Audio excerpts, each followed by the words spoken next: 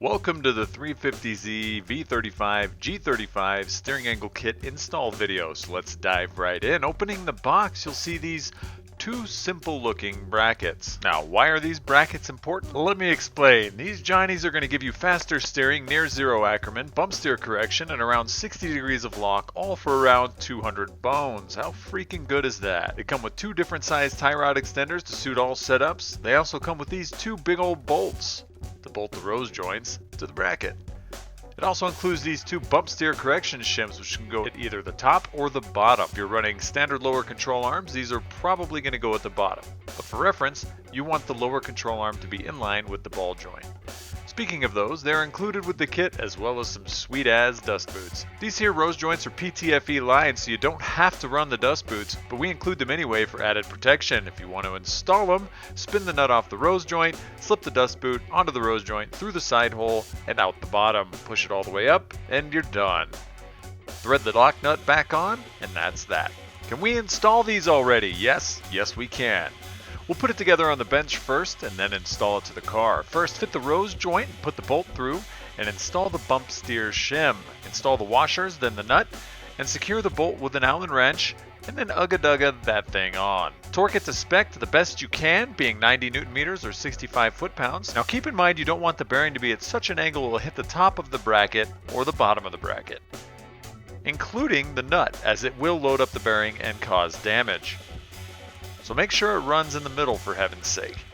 You also don't want it to hit the corner of the bracket as well, which will also load the bearing and again may cause damage. If this is the case, a workaround will be to wind the nut slightly out and take that amount of adjustment into the inner tie rod and the bracket should clear.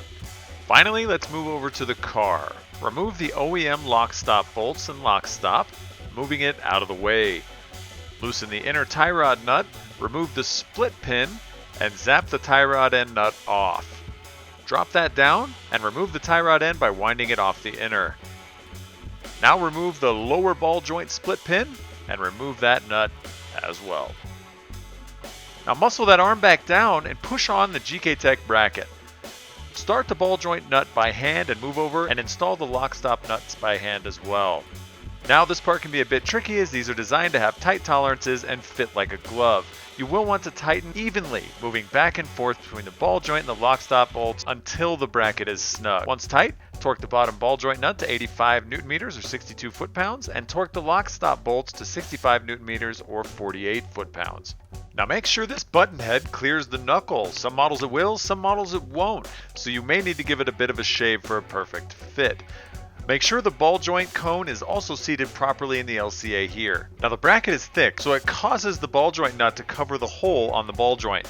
You can use thread locker there if you want. If you want max security, you can make a slit in the OEM nut to make room for the split pin. Just mark the OEM nut where the hole is on the ball joint, remove the nut, mark the opposite side nice and straight like, pop the OEM nut in the vise, and make the minor slit for the split pin to slide through.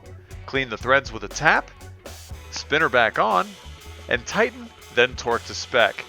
That should line the slit up perfectly to put the split pin through like so. Now all that's left is to curl the tail around like so. Let's correctly adjust the lock stop, shall we? As you can see here, it's hitting the factory lock stop. You can shave this down as much as you want, but keep in mind that the brake line on the other side will get close to the coilover depending on your setup.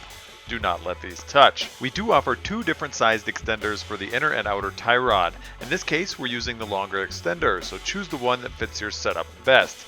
Like if you have an aftermarket LCA, tie rod extensions, etc. We have accommodated to suit. Make sure the bearing is running central in the rose joint, not cocked to one side or the other. Winding the lock nuts down, hold the center and give them a tighten once the wheel is straight. Now, go get an alignment and shred the gnar with all that newfound angle. Go follow these two yokels on YouTube, and if you aren't sure about this install, please see a professional, and if you have any questions, contact us here. Love you all, and see you next time. Officer Dan and Johnny Caps, out.